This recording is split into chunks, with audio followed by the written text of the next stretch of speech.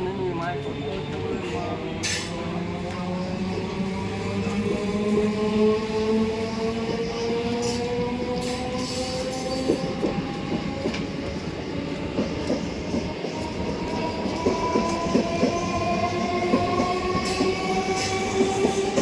সংসারকে পিছনে ফেলে আজকে বেরিয়ে পড়েছি তিনজনে, বাবা, আমি আর বাচ্চুবাবু, একটু তার উদ্দেশ্যে, তার স্মরণে তার কাছে যাওয়া। আমাদের একা সংসারের হাউসওয়াইফরা আমাদের সংসার থেকে বেরোবো কোথাও বললে সে যে কী ঝকমারি। আমরা একা একা যারা হাউসওয়াইফ তারাই বুঝতে পারি তাদের কত যন্ত্রণা, তাদের কত জ্বালা।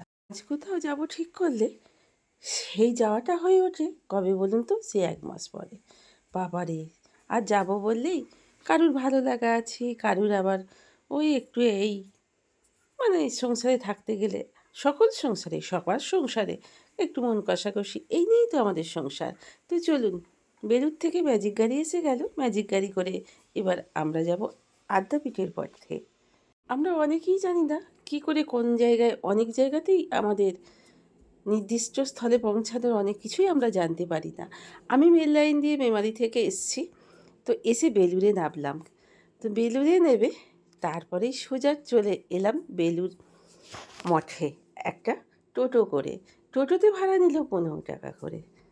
বেলুড় মঠ থেকে পাওয়া যায় ম্যাজিক গাড়ি, ম্যাজিক গাড়ি ছাড়া কাটা সার্ভিসে যাওয়া যায়। ম্যাজিক গাড়িতে একবারই উঠলে সোজা চলে যাব আমি একেবারে আদ্যাপীঠের পথে। অবশ্য পড়বে দক্ষিণেশ্বরের কালী মায়ের বাড়ি, সেখানেও নেবে, আপনারা চাইলে যেতে পারেন। পর থেকে আদ্যাপীঠে আসতে 20 টাকা ভাড়া দিয়ে ম্যাজিক গাড়িতে এসে একেবারে গেটের সামনে নামলাম, আদ্যাপীঠের মন্দিরের সামনে, মায়ের মন্দিরের সামনে। তো এখানে আমার বাচ্চুবাবু পুজোর ডালা কিনে ফেলেছে এবং বাবাও পুজোর ডালি কিনে ফেলেছে। তো আমি যেহেতু ভিডিওটা করছি তাই আমার হাতে নেই। তো বাচ্চুবাবু আর বাবা কিনলো বলে তাই জন্য ওই দেখুন বাবাও বেরোচ্ছে পুজোর ডালি নিয়ে। তো চলুন এবার মন্দিরের উদ্দেশ্যে পুজো দেওয়া যাক। তো পুজোর মন্দিরে একেবারেই ফটো তোলা নিষিদ্ধ, তাই জন্য আমরা কেউই ফটো তুলতে পারিনি। তো আদি যে মন্দির সেটাও আপনাদের সঙ্গে আমি দেখা করিয়ে দেব। তো এখানেও বাবা ভোলা মহেশ্বরের স্থান। গাছেতে অনেকে মনস্কামনা পূর্ণ করে অনেক কিছুই বেঁধেছেন দেখছি। তো অনেকে এসেই বাবার মাথায় জল ঢালছেন এবং চতুষ্পাক ঘুরছেন। কিন্তু এখানে এসে যে এই চতুষ্পাক একজন ঘুরছেন ভক্ত, তো একজন ব্রাহ্মণ বললেন বাবা বুড়ো শিবকে কখনোই চতুষ্পাক ঘুরতে নেই। তাই আমি চেষ্টা করতে গিয়েছিলাম তাকে দেখে, আমি সেটা বন্ধ করে দিলাম, বাবা আমার প্রণাম করছে। সংসার থেকে এইভাবে বেরিয়ে না পড়লে জীবনে অনেক কিছুই উপলব্ধি করা বাকি থেকে যায় বন্ধুরা। তাই সংসারকে ধীরে সুস্থে একদিনের মতো করে ফেলে দিয়ে আপনাকে বেরিয়ে পড়তে হবে মনের জোর রেখে, যে আমি ওখানে যাবই, আমাকে যেতে হবে। জীবনের পাথেয় তো বন্ধুরা এগুলোই তো সঙ্গে করে নিয়ে যাব। চোখে দৃষ্টি দিয়ে যে দেখা সিনারি, মায়ের পায়ে যাওয়া, মায়ের কাছে যাওয়া, এইগুলোই। তা চলে এলাম এখানে রাধাকৃষ্ণ মন্দির আদ্যাপীঠে, আমি সবই দেখাচ্ছি আদ্যাপীঠে। তো চলুন, এখানে রাধাকৃষ্ণর ভীষণ সুন্দর মানে বিগ্রহ রয়েছে, মা প্রভু দুজনাই সব রয়েছে, চারিদিকে পিকচারগুলো সবই শ্রীকৃষ্ণের। তো ভীষণই ভালো লাগছে। তো আজ আমি আসতে পেরে এখানে আমার লাইফের ফার্স্ট টাইম, তো ভীষণই ভালো লাগলো ঘুরে। আর ভীষণ শান্ত শিষ্ট পরিবেশ, চারিদিকে গাছে ভরা এই আদ্যাপীঠ। তো ভীষণ ভীষণ ভালো লাগলো, ভীষণ ভীষণ। শেষে আদ্যাপীঠের মন্দির, মায়ের মন্দির, আসল মন্দির খুলে দেওয়া হয়েছে। অগণিত ভক্তদের মাথা শুধু দেখুন কালো কালো দেখা যাচ্ছে, কিন্তু আমি কোনোভাবেই মায়ের আসল মুক্তি আনতে পারলাম না আপনাদের সামনে। অনেক চেষ্টা করলাম অনেকভাবে, যেহেতু মায়ের ঘরটা মনে হচ্ছে অন্ধকার, আর অনেক দূর থেকে নিচ্ছি, অনেক ভিড় ঠেলে, অনেক কাকুতি মিনতি করে সামনে গিয়ে তারপরেই পুজো টুজো দিয়ে দিলাম। এক জায়গায় জুতোগুলো রেখে দিয়েছি, দিয়ে আমি ঘুরতে বেরিয়ে পড়েছি চারিদিকটা। তো এখানে সব মানুষ অগণিত শ্রোতা, অগণিত শ্রোতা না, ভক্ত, সরি শ্রোতা বলে ফেলেছি, নিজেগুলো ক্ষমা করে নেবেন প্লিজ প্লিজ বন্ধুরা। আদ্যাপীঠে মায়ের ভোগ খাওয়ার টাইম হচ্ছে আপনার পুরো 11:15 নাগাদ। তো লাইন দিয়ে দাঁড়িয়ে পড়েছি এখানে ভক্তরা ভোগ খাওয়ার উদ্দেশ্যে। এখানে টিকিট হচ্ছে 80 টাকা। চলুন, আগে এখানে অনেক ভক্তই এসেছেন যারা বলছেন 60 টাকা ছিল, এখন হয়েছে 80 টাকা। তো আমরা বসে পড়েছি খেতে। এই দেখুন সব বন্ধুরাই, সব ভক্তরাই খেতে বসে পড়েছে মায়ের ভোগ খাওয়ার জন্য। প্রথমে পাতা আর একটা করে গ্লাস দিচ্ছে প্লাস্টিকের, সেটাই জল। ভোগের প্রসাদের মধ্যে প্রথমেই গোবিন্দভোগ চালের পোলাও, খুব সুন্দর স্বাদ বেরোচ্ছে দেওয়ার সঙ্গে সঙ্গে, আর একটা করে লম্বা লম্বা বেগুনি। তো ভীষণই আগেই ভোগটা খেয়ে ভীষণই ভালো লাগছে।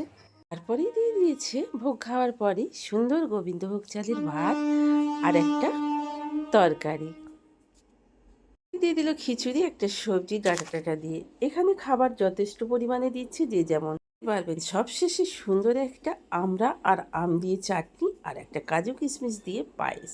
তো এত সুন্দর স্বাদ, মায়ের ভোগ বলেই কি না জানি না, কি সুন্দর স্বাদ এই ভোগের, ভোলা যাবে না। খাওয়া দাওয়া শেষ করে বাইরেই কল আছে, খুব সুন্দর এখানের ব্যবস্থা, ঠান্ডা পানীয় জল, একটু গরম পানীয় জল, হাত ধোয়ার ভীষণ ব্যবস্থা সুন্দর, সব কিছুটাই সুন্দর। তারপরে এসে বসলাম রাধাকৃষ্ণর মন্দিরে।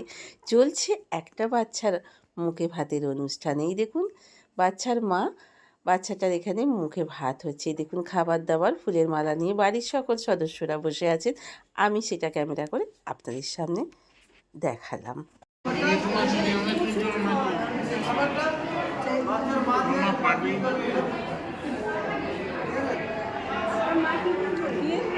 বাচ্চার মা বাদ দিয়ে খাবারটা খেয়ে নিতে, সেটা তো আমরাও জানি। কাকু হয়তো একবার বলছিল না তবে আমাদের ভাই বোনরা খেয়ে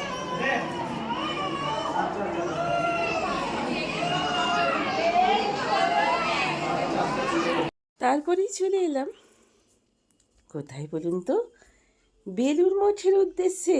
হ্যাঁ, বেলুড় মঠে মার্চ মাস পর্যন্ত 3:30 থেকে 8:30 পর্যন্ত বিকেলের দিকে খোলা।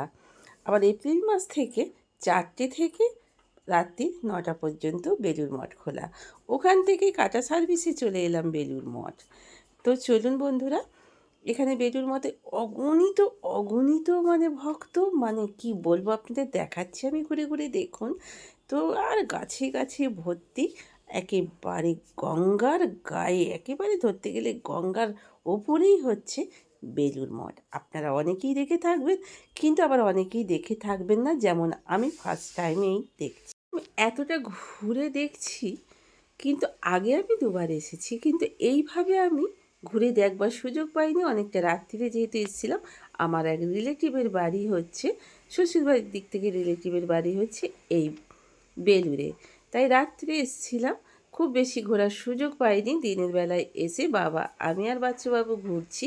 তো চলুন এই মন্দিরে যাওয়া যাক। তো চারিদিকে শুধু ফুল গাছের বাগান, বেল ফুলের গাছ, এগুলো দেখুন অগণিত কুড়িয়ে এসে গেছে। আর এই মন্দিরের সামনে অগণিত মানুষ।